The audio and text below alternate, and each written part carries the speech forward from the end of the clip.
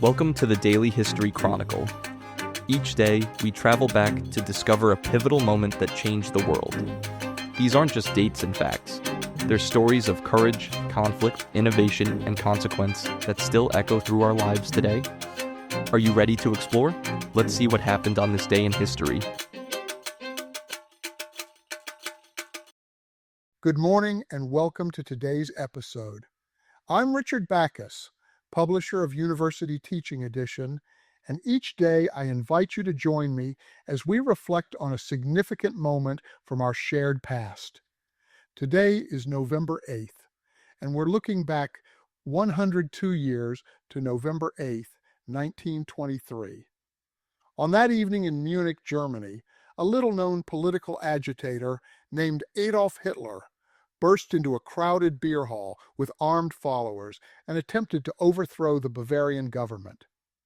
The coup, which became known as the Beer Hall Putsch, was a spectacular failure. Within 24 hours, Hitler was fleeing for his life.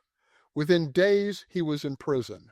Yet this failed coup didn't end Hitler's political career. Paradoxically, it launched it. The trial that followed gave Hitler a national platform to spread his ideology. His prison sentence became an opportunity to write Mein Kampf, the book that would outline his vision for Germany's future. And the legend of the Beer Hall Putsch became a cornerstone of Nazi mythology. What appears at first glance to be a ridiculous failed coup attempt was actually a turning point. The moment when Hitler transformed from a local rabble-rouser into a national figure. The story of the Beer Hall Putsch offers us a cautionary tale about how democracies respond to attempted coups, how failures can be spun into propaganda victories, and how lenient treatment of political extremists can have catastrophic consequences. To understand why Hitler attempted a coup in November 1923, we need to understand just how desperate Germany had become. The country was barely 5 years removed from its devastating defeat in World War I. The Treaty of Versailles had imposed crushing reparations, payments, and territorial losses. Germany's economy was in free fall. By the autumn of 1923, Germany was experiencing hyperinflation on a scale almost impossible to comprehend. Prices doubled every few days.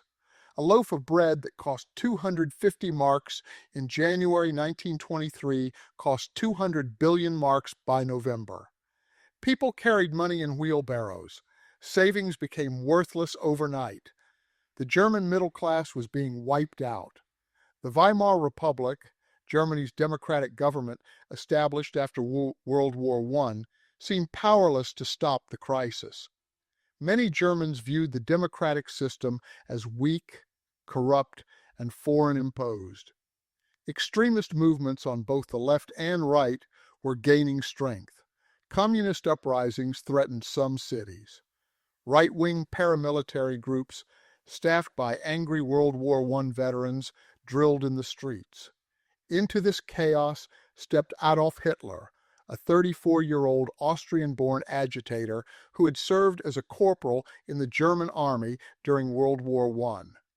After the war, Hitler had joined a tiny political group called the German Workers' Party, which he soon transformed into the National Socialist German Workers' Party, the Nazis. Through his powerful oratory and ability to tap into German resentment, Hitler had built the Nazi Party into a significant force in Bavaria, though it remained largely unknown outside Munich. Hitler's message was simple and appealing to those who felt betrayed. Germany had been stabbed in the back by traitors at home. The Treaty of Versailles was a criminal injustice. Jews and communists were destroying Germany from within. Only a strong authoritarian government could restore German greatness. By November 1923, Hitler was convinced the time had come for revolution. He looked to Benito Mussolini, who had seized power in Italy through his March on Rome the previous year. Hitler believed he could replicate Mussolini's success. The plan was to overthrow the Bavarian government first, then march on Berlin and seize control of all Germany. The coup attempt began on the evening of November 8, 1923, at the Burger Bräukeller, one of Munich's largest beer halls. About 3,000 people had gathered for a political rally.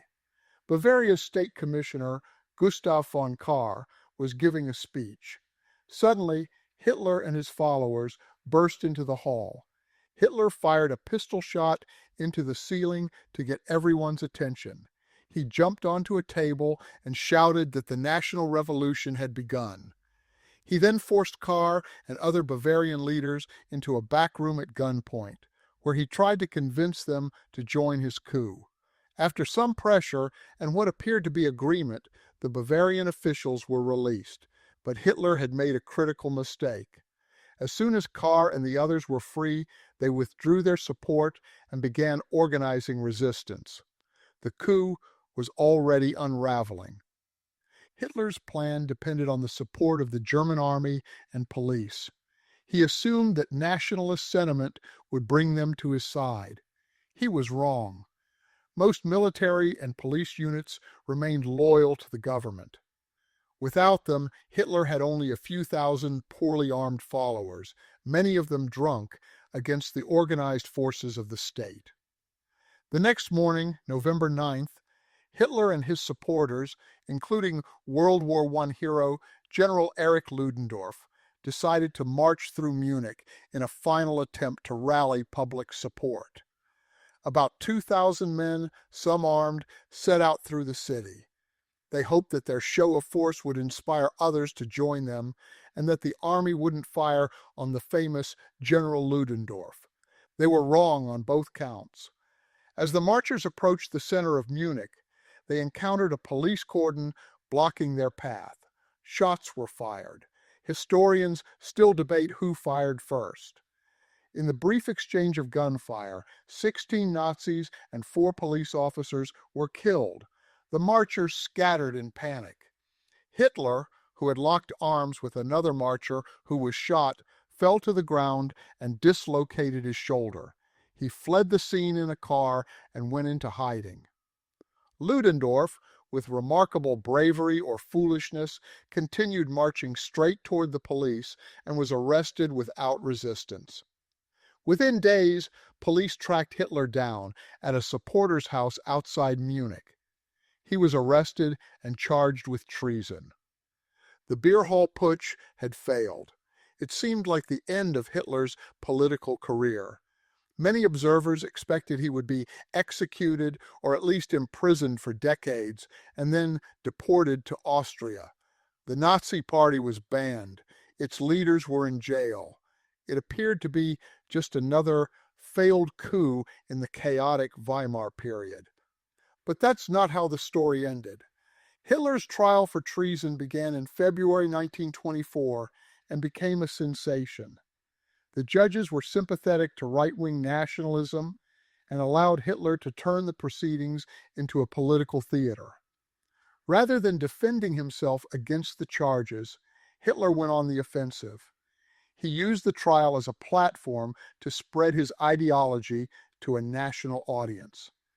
Hitler portrayed himself not as a criminal, but as a patriot trying to save Germany. He attacked the Weimar Republic as illegitimate.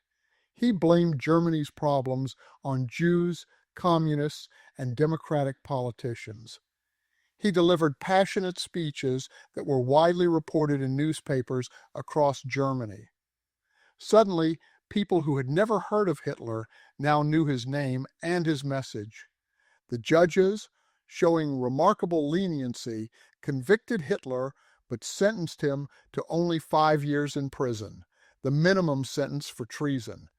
He was explicitly told he would be eligible for parole after serving just 6 months. He was not deported. In effect, the German justice system gave Hitler a gentle slap on the wrist for attempting to violently overthrow the government.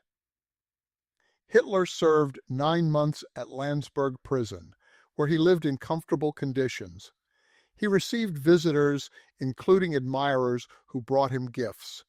And he spent his time writing Mein Kampf, My Struggle, the book that would become the Bible of the Nazi movement. In its pages, Hitler laid out his ideology of racial supremacy, anti-Semitism, and plans for German expansion. The book would eventually sell millions of copies. When Hitler was released in December 1924, he was more famous and more dangerous than before his failed coup. The Beer Hall Putsch, which should have ended his career, had instead made him a national figure and a martyr to the nationalist cause. Hitler learned important lessons from the failure of the putsch. He realized that trying to seize power through an armed coup was risky and possibly unnecessary. Instead, he decided to pursue power through Germany's democratic system, and then destroy that system from within once he controlled it. Over the next 8 years, Hitler rebuilt the Nazi Party using legal means. He ran in elections, he gave speeches, he built a massive organization. The Nazis remained a fringe party during the late 1920s when Germany's economy stabilized. But when the Great Depression struck in 1929 and Germany again fell into economic crisis, Hitler's message found a desperate audience. The Beer Hall Putsch became a key element of Nazi mythology. Every year, the party held commemorations honoring the 16 Nazis who died in the failed coup, portraying them as martyrs who died for Germany. The story was told and retold as proof of Nazi dedication and courage. The failure was recast as a heroic, necessary step on the path to power. In January 1933, Hitler was appointed Chancellor of Germany through a legal political process. Within months, he had transformed Germany into a dictatorship. Within a few years, he had launched World War II and the Holocaust. The man who had been a failed, imprisoned coup plotter in 1923 became responsible for the deaths of tens of millions by 1945. The Beer Hall Putsch offers us several crucial lessons that remain relevant today. First, it demonstrates how judicial systems respond enormously to matters of attempted coups. The lenient treatment Hitler received, minimal prison time, no deportation, a platform for his ideology, sent a message that trying to overthrow the government wasn't really that serious a crime. It emboldened him and his followers. Second, the putsch shows how political failures can be spun into propaganda victories. Hitler transformed his embarrassing failure into a foundational myth of Nazi courage and dedication. This should remind us to be skeptical when political movements glorify their defeats and cast their leaders as persecuted heroes. Third, Hitler's decision to pursue power through legal means after the putsch's failure highlights a vulnerability in democratic systems. Democracies must defend themselves not only against armed coups, but also against movements that exploit democratic institutions to gain power and then dismantle democracy from within. The Beer Hall Putsch also reminds us that economic crisis creates opportunities for extremism. Hitler's Nazi Party remained marginal during periods of relative prosperity. It was only when Germany faced economic catastrophe, first hyperinflation in 1923, then the Great Depression after 1929, that his message of radical change resonated with millions. In recent years, scholars and commentators have drawn parallels between the Beer Hall Putsch and the January 6, 2021 attack on the U.S. Capitol. While the historical contexts differ significantly, both events raise similar questions. How should democracies respond to attempts to overturn elections or seize power? What consequences should leaders who incite such actions face? How do we prevent failed coup attempts from becoming rallying points for future extremism?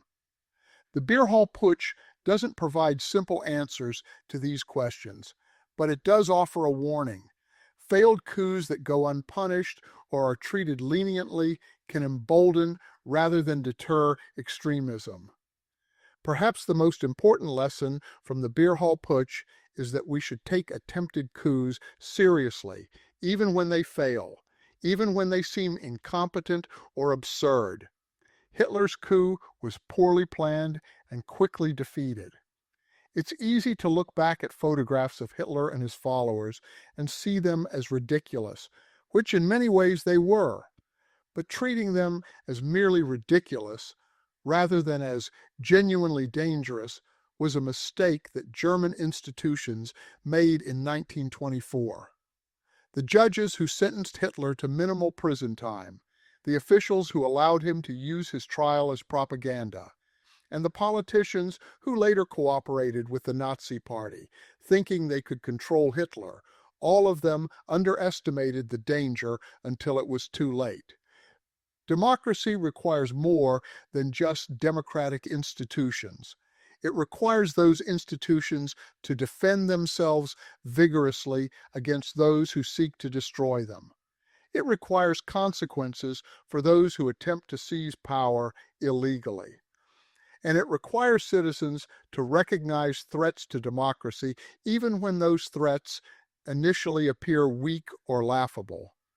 The Beer Hall Putsch began as a failed coup in a Munich beer hall and ended with Hitler ruling Germany and plunging the world into its most devastating war.